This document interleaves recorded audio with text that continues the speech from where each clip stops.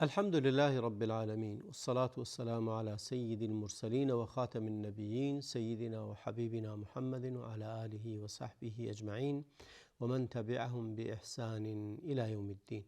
با سلام و درود خدمت شما بینندگان عزیز، هر جا که هستید براتون بهترین اوقات رو آرزو میکنم.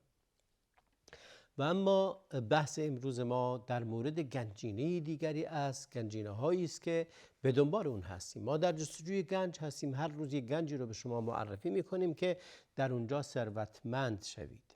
ثروت حقیقی رو به شما معرفی میکنیم. هیچ ثروتی و هیچ غنایی در این نیست که انسان از لحاظ نفسی و از لحاظ روانی و از لحاظ شخصیتی غنی باشه. پول از دست خواهد رفت، مال از دست خواهد رفت، ثروت و سامان از دست خواهد رفت، ولی چیزی که میمونه اون شخصیت بزرگی است که شما دارید. اگر در جایی فقیر باشید ولی شخصیتتون غنی باشه، حتما به دنبال اون ثروت مادی هم خواهد اومد. ولی اگر شخصیتتون فقیر باشه، از لحاظ شخصیتی مستضعف باشید، اون وقتی که تمام ممتلکات دنیا متعلق به شما باشه، هیچ نجاتی نیست. ممتلکات دنیا شما رو به هیچ چی اضافه نمیکنه بر شما. شما چقدر شهرت و نام انسانهایی رو شنیده اید که غنی بخیلی بوده و مردم به بدی از اون یاد میکنن و هیچ خیری ازش به دیگران نرسیده، به خودش هم نرسیده و در بین مردم هم هیچ احترامی نداره. و چقدر انسانهای فقیر رو دیده اید که چون غنای نفس داشته و چون از لحاظ معنوی ثروتمند بوده و مسلح به توحید بوده، خواهید دید که چقدر عزیز هست و مردم چگونه اون رو دوست دارن و دیگران چقدر بهره مندند از وجود معنوی و وجود اخلاقی و اجتماعی این فرد. و ما انسان‌های ویژه‌ای رو دیده ایم. در هفته گذشته انسانی که فوت کرد، یکی از شخصیت‌های بسیار بارز دعوتگران که بود، نظر محمد دیدگاه، که وقتی که ما عکس خونش رو دیدیم، وقتی که دیدیم داخل خونش چی هست، یک خونه محقر بسیار بسیار کوچک و ضعیف که در کمترین امکانات بود، اما بزرگان به زیارتش می‌رفتند، به دیدارش می‌رفتند. مردم از سخنانش بهره‌مند بود و در تشییع جنازش هزاران نفر شرکت کردند و نام او همچنان خواهد ماند. و خیلی از بزرگان دیگری که ما در تاریخ داشته ایم و همچنان خواهیم داشت، ولی ثروتمندان همه رفتند و کسی هم نامی از اونها نبرد. ورثه ثروتش رو تقسیم میکنن، میبرن، برای خودشون هیچی ندارن. من میخوام گنجینه های مهم رو به شما معرفی کنم، ثروتی رو بهتون معرفی کنم که جاویدان و ابدی است. و اون هم امروز یکی از اون گنج ها رو بهتون میگم، گنج توحید، که هفته گذشته بخشی از اون رو گفتم که این گنج اساس دعوت همه پیامبران هست، راه همه سالکان هست، مقام اول عبودیت و بندگی هست، نجات در دنیا و آخرت هم در اون هست. بهتون گفتم که راه نجات یافتن از هم و غم و گرفتاری های دنیا، حتی اگر در سخت‌ترین تنگنا قرار دارید، با توحید نجات پیدا میکنید.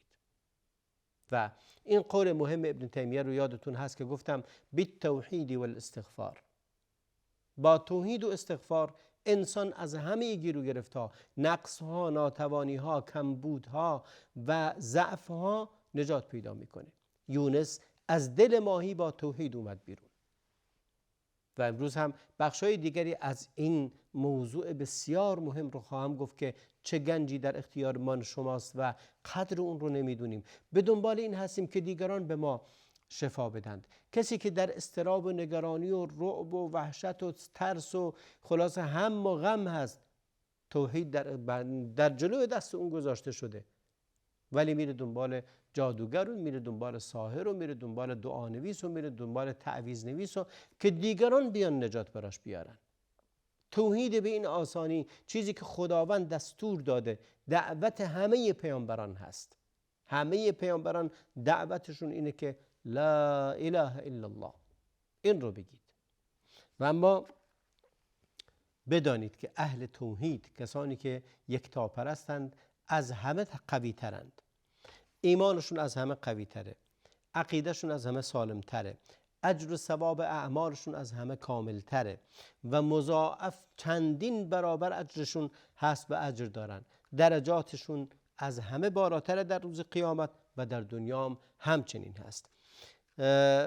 با توحید هست که یک کار کوچیک اجر بزرگ داره. شما اگر موحد باشید یک کلمه رو که بگید اجر مضاعف بهتون میده. شما با توحید هست وقتی که میگید سبحان الله، الحمدلله، لا اله الا الله، الله اکبر، این رو اگر میگی با توحید هست خداوند به این الفاظ بسیار کوچک اجر بسیار بزرگ به شما خواهد داد و اجر فراوانی بهتون میده. و این یکی از مسائل بسیار مهمه که انسان باید حتما اهمیت اون رو به خوبی درک کنه و بدونه که چه اهمیتی داره و چه جایگاه مهمی رو در این توحید میتونید ببینید. نگاه کنید که در بحث توحید هست اگر انسان موحد باشه خداوند همه گناهانش رو خواهد بخشید. میفرماید خداوند در حدیث هست که حدیث قدسیه، میفرماید یا ابن آدم انك لو اتيتني بقراب الارض خطايا ثم لقيتني لا تشرك بي شيئا لاتيتك بقرابها مغفره. خیلی مهم هست این. میگه ای ابن آدم، ای فرزند آدم، لو اتیتنی بقراب الارض خطایا، اگر به اندازه زمین تو گناه بکنی و خطا کنی،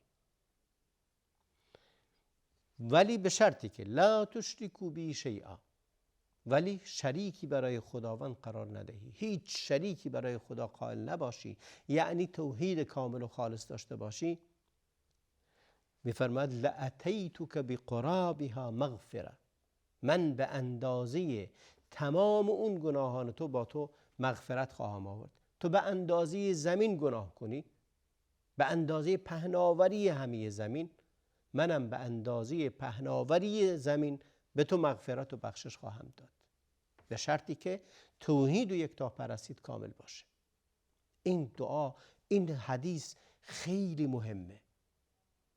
نجات یافتن، راه نجات من و شما از همه گناهانی که میکنیم و یک مژده بزرگه برای آنانی که اهل توحیدن، به شرطی که فقط رو به یک اله داشته باشند، فقط خداوند رو بپرستند، معبود به حق ما الله باشه. بعد اون اگر به اندازه پهناوری زمین هم گناه کنی خداوند میبخشه و به وسیله توحید ما وارد بهشت میشیم، نه به وسیله اعمالی که انجام میدیم. فقط توحید داشته باشیم وارد شدیم، نداشته باشیم اگر همه خوبی ها رو انجام بده. خداوند فرمود لیحبطن عملک، و خداوند فرمود کسانی که شرک بورزن اعمالشون باطله. فرقی نمیکنه شما مکتشف برق باش، شما مخترع نمیدونم هواپیما باش، مخترع فلان و فلان و فلان باش و خیلی حسنات و کارهای خوب انجام بده، ولی شرک بورزی همه باطله. زمانی معنا پیدا میکنه که تو موحد باشی. در اینجا خداوند میفرماید من شهید ان لا اله الا الله وحده لا شریک له وان محمدا عبده ورسوله وان عیسی عبد الله ورسوله وكلمته القاها الى مريم وروح منه وأن الجنة حق والنار حق أدخله الله الجنة على ما كان من العمل.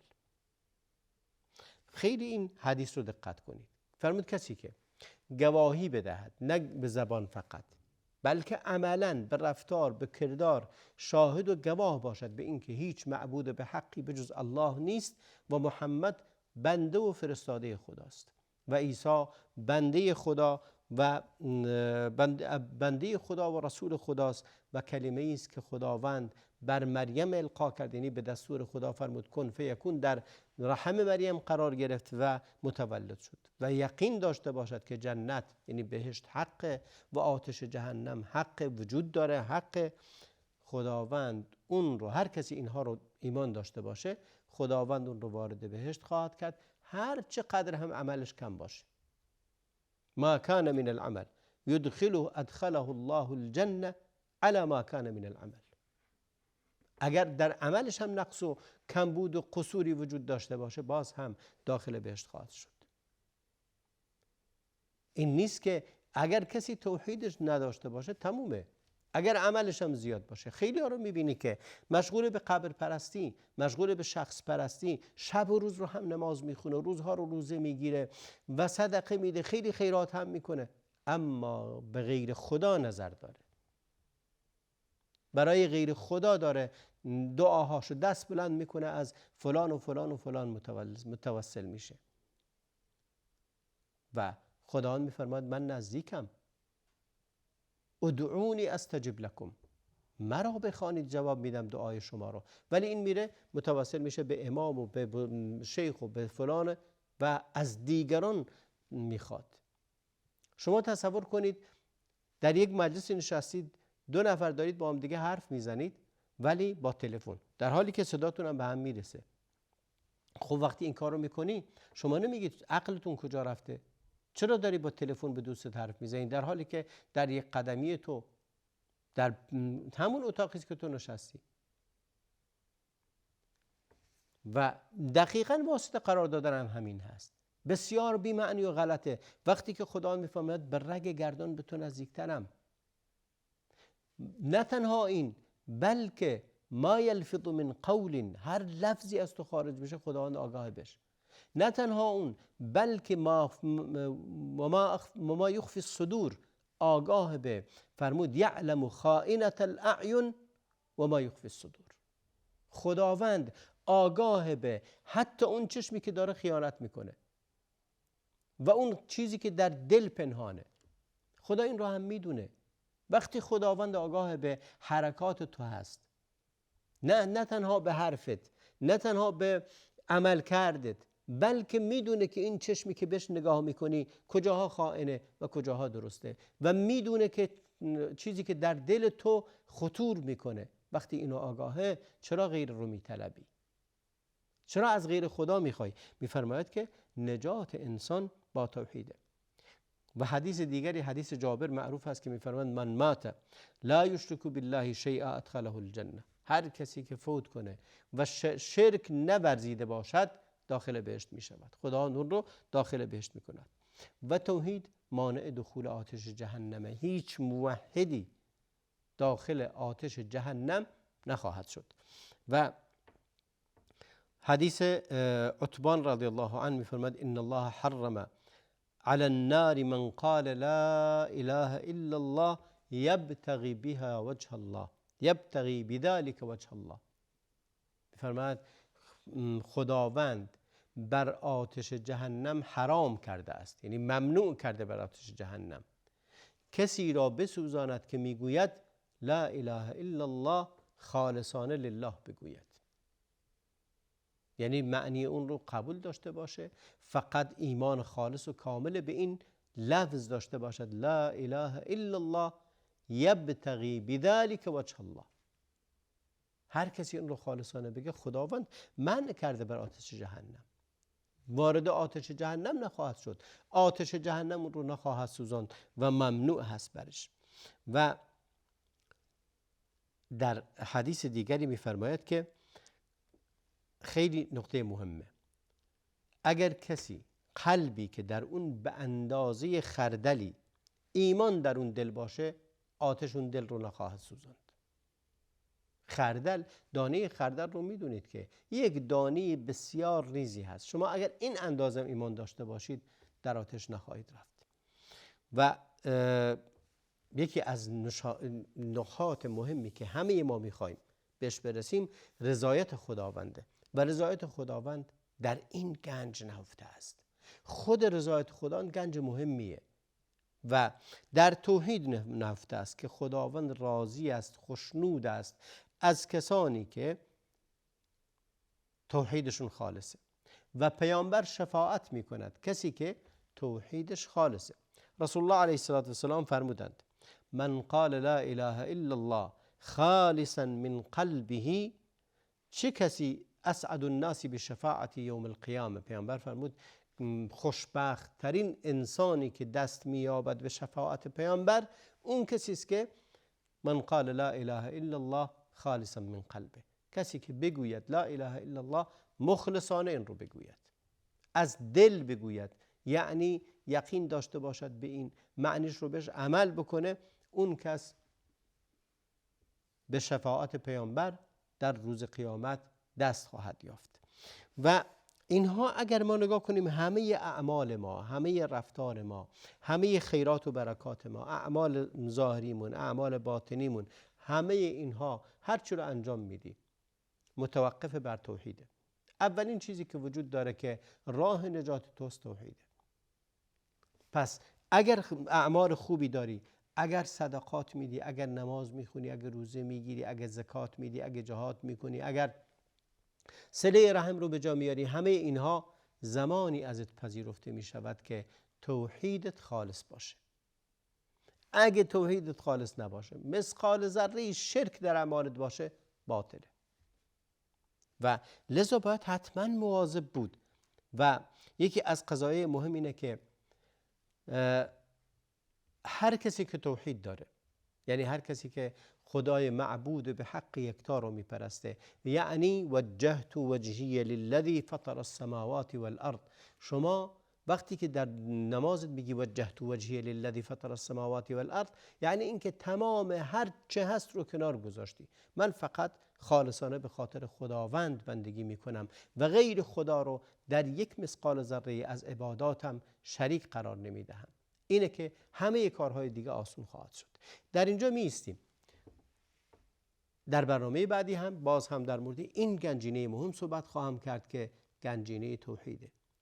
گنج بزرگی است، اون را از دست ندهید. با توحید هست که شما به همه خیرات دست پیدا می کنید. و آخر دعوانا ان الحمد لله رب العالمین و صلی الله و بارک علی نبینا محمد و علی آله و صحبه اجمعین.